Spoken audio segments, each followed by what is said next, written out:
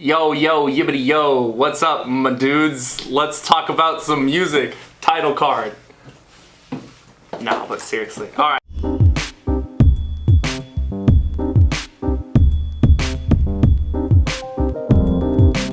Hello, ladies and gentlemen, I'm Brandon. I'm James. And I'm Ben. It's a person that nobody really cares about. Anyways, also, welcome back to Broken on the Cast, and today we're going to be talking about Queen. We are going to be talking about Queen. As you can see in front of us, we've got some CDs here.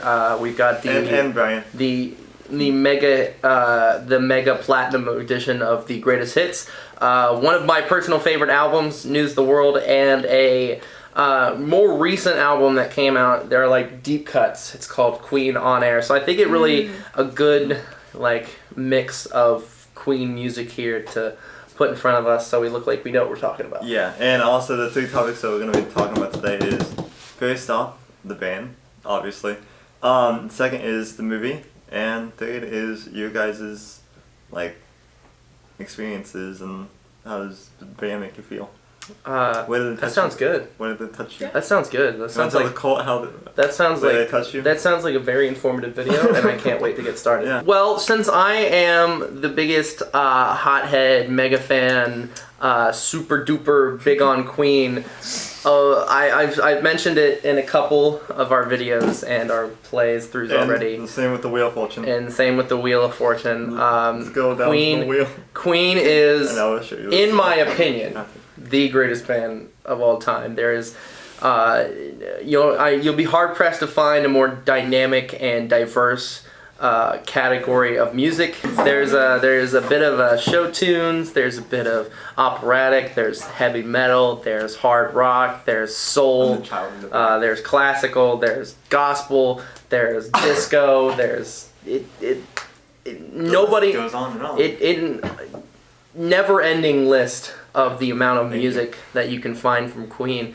And I think there's a line in the Queen movie that Queen is for the people in the back that don't feel like they don't belong. As corny as that sounds, I think that does perfectly encapsulate what Queen's music is about. It is for the bold, the strange, the person that doesn't fit in, and I think that's why I love it so much. It's like every Queen song, I find something new to love about it. I've probably heard every Queen song at least 3 times, so I'm a big fan on Queen. So that's kind of my overview of the band. But that's as a diehard Queen fan. I'm interested to find out what you guys that are medium and meh on Queen think of the band. Meh. Queen's my jam. I jam out to Queen on my way to work. I jam to Queen at work. I jam to Queen on my way back home. I jam to Queen when I'm cleaning. There's a lot of songs to jam out to. So what do you think is so appealing about Queen, other than what I've already said? I don't know. There's just something about every song and all of the lyrics and everything that just kind of get stuck in your head, and you don't feel bad about it when it does get stuck in your head. You're like, oh yeah, got a Queen song in my head. Today's gonna be a good day. Oh yeah, I'm feeling it. So Brandon, yes, I'm the person in the back. That's right? What do you feel about this here band Queen that we're talking about here today? I thank you for putting me on the spot, by the way. No problem. That's what I'm here for. Mm-hmm. But no, ever since I was a little kid, I've always been listening to Queen. I'm not a diehard fan like Ben is, but instead of I was talking to a person off screen about this because she's sitting over there. But I was telling her that I'm more of a internal fan when it comes to Queen. I don't like to show it. I just now started wearing band T-shirts literally this year. So yeah, and that's pretty hardcore, man. Yeah. Oh yeah. And that's so intense. like what James was saying, I would listen to it non-stop. I wrote short stories, and the ending to them, I listened to them non-stop, just to finish off. So I listen to them lots, especially with the person off camera. So we've all talked about how we have experiences with Queen, driving to work, but I think what is so special about a lot of Queen fans I know. There's always this like particular moment in time where they can tell me when they became a Queen fan, and it's Wayne's World, the Bohemian Rhapsody. God. I know. I personally That's saw. Yes. That's not my story. I No, saw. that's my story, I know. for I sure. saw Bohemian Rhapsody. Is that your story too? Everybody. It's usually you're pretty rare to find somebody who is just like, oh, I just stumbled upon it. Usually people are like, I went and saw Wayne's World. I saw Bohemian Rhapsody part.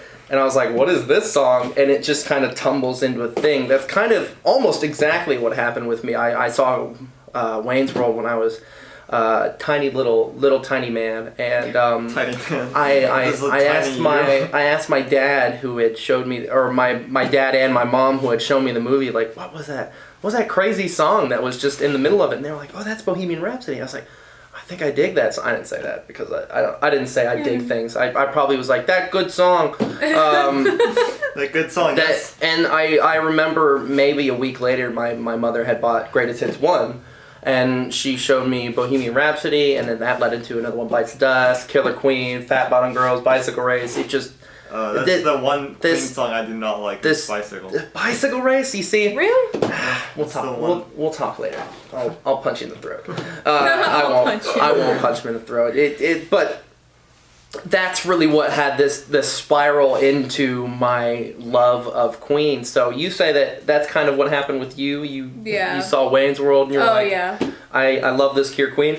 So I'm interested. How did you find out about the Quen?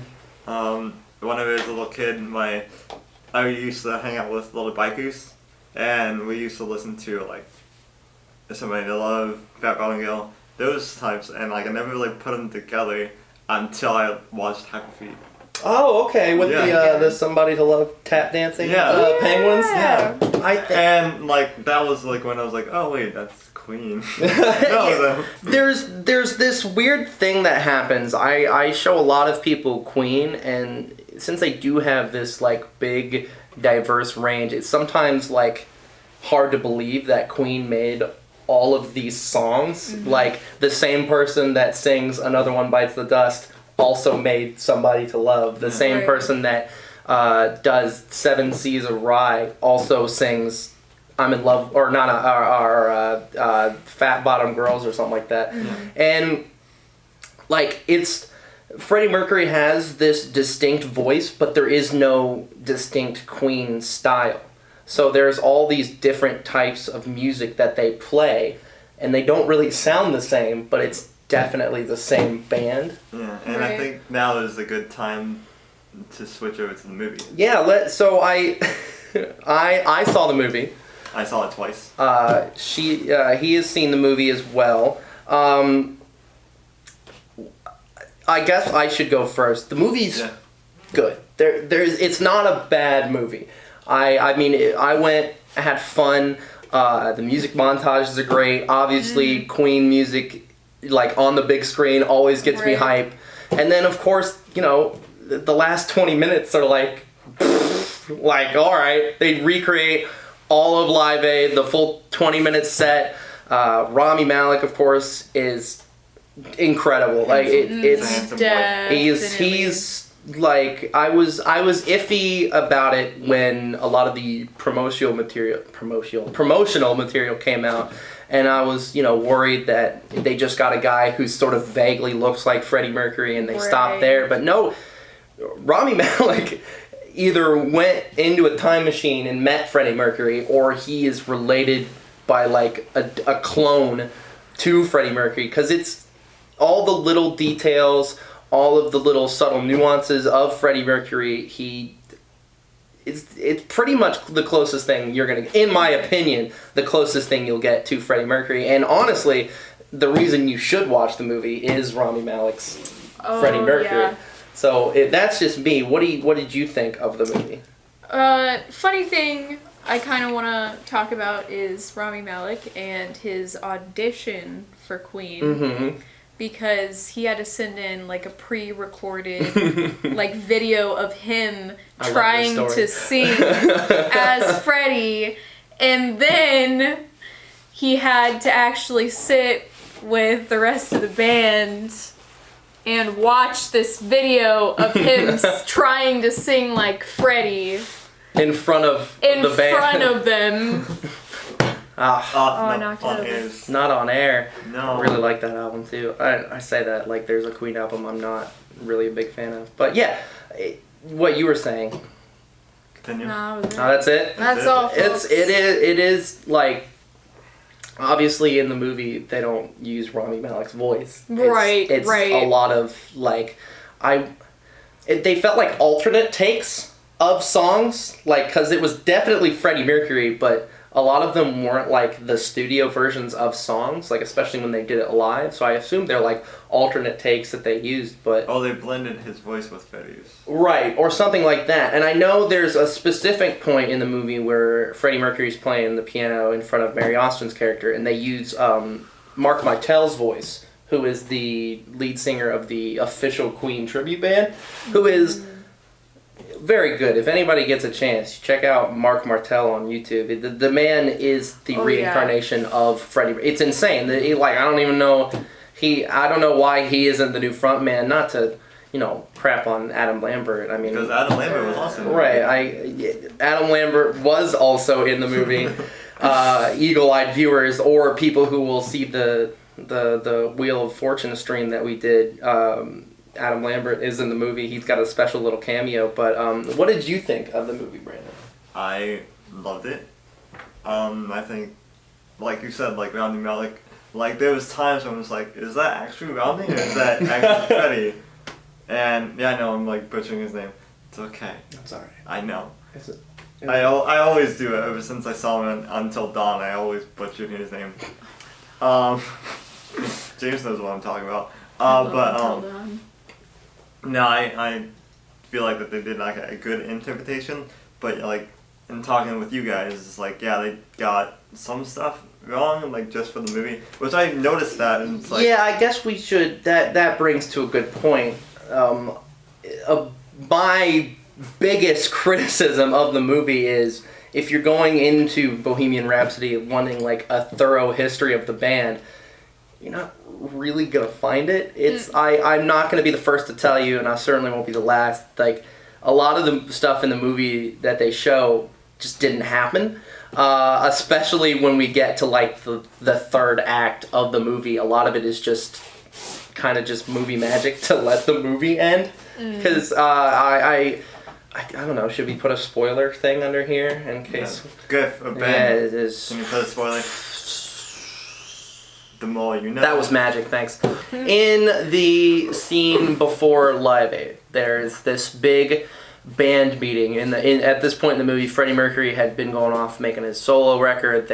They split up, which also never happened. The band never split up, but they are on a hiatus, and they're trying to get into Live Aid, which also never happened. They were always going to play Live Aid.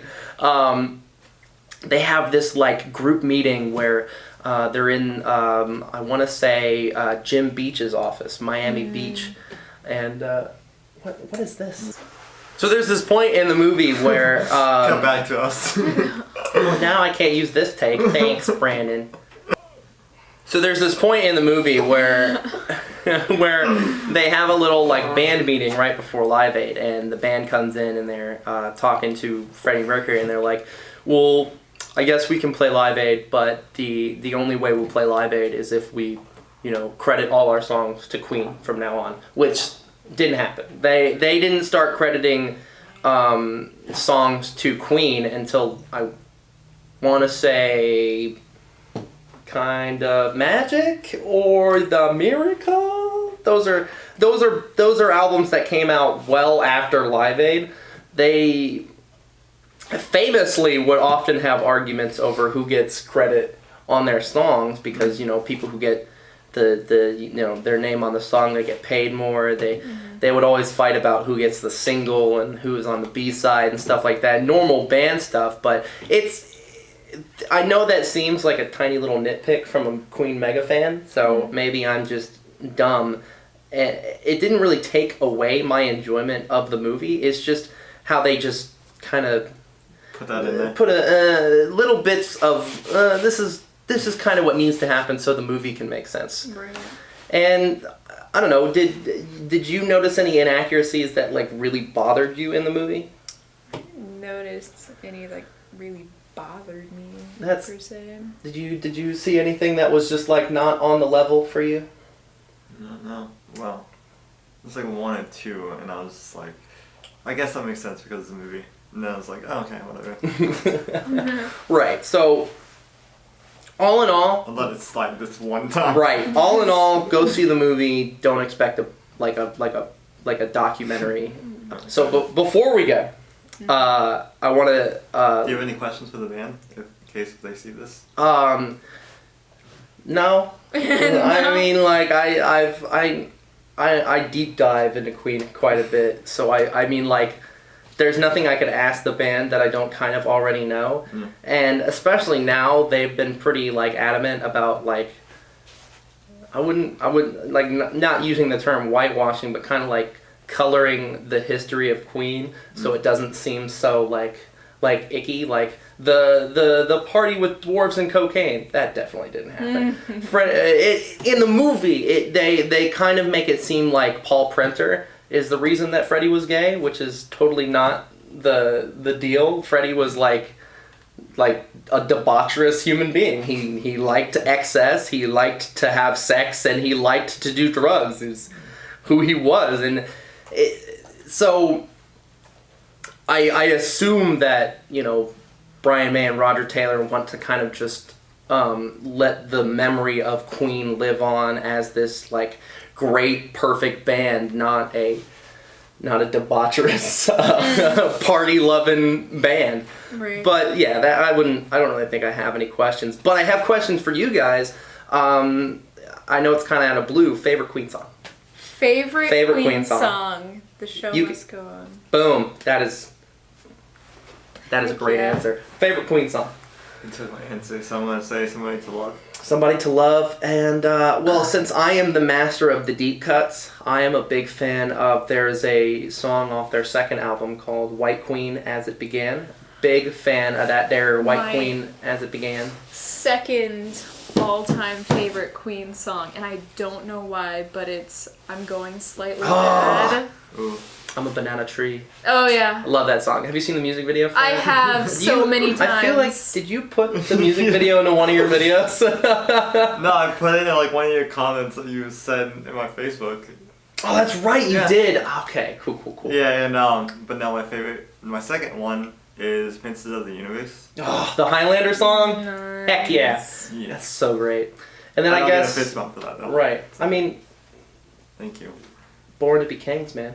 And I guess since I'm not gonna pick all deep cuts for my favorite song, I guess my like official radio play favorite song would also be "Somebody to Love" or "Under Pressure," which is just such a That's the sexy person song. that's sitting there is under pressure. You're an Under Pressure girl. Are you No. Are you a Bo Rap girl? We'll talk about this later. Okay. She's gonna be like, I like all of them. Hot Space. That's my favorite album. The disco album. Yeah, I bet. So that's our talk about Queen. Yeah. Some of that might have been cut out. Some of it was definitely cut out. But all in all, if you haven't heard a Queen album and you don't know where to start, right here. Go. The one that was on Family Guy? yeah. News of the yeah. World is probably one of the most Definitely. perfectly well-rounded Queen songs. It starts with their big mega anthems, We Will Rock You and We Are the Champions. It's got amazing hidden gems in here like Fight from the Inside, Spread Your Wings, Sleeping on Sidewalks. Some of my favorite Queen songs of all time are on this album. It's it just came out with a 40th anniversary edition, so snag that Nice. mofo. And go out and listen to some Queen. You will not regret it. Or if you do, you're a bad person. And you should feel bad because Queen's awesome. So, anything else you want to add before we get out of here? No. No? Anything else you want to add before we get out of here? You want to do the end card? Oh, have a fabulous day. Have a fabulous, fantastic day. I'm Ben. I'm James. And I'm Brandon. And this has been the Broken Hearted Let's Talk About Queen special. Whew! Is that it? Yeah, we can go. Bye. Yeah, that's it. All right.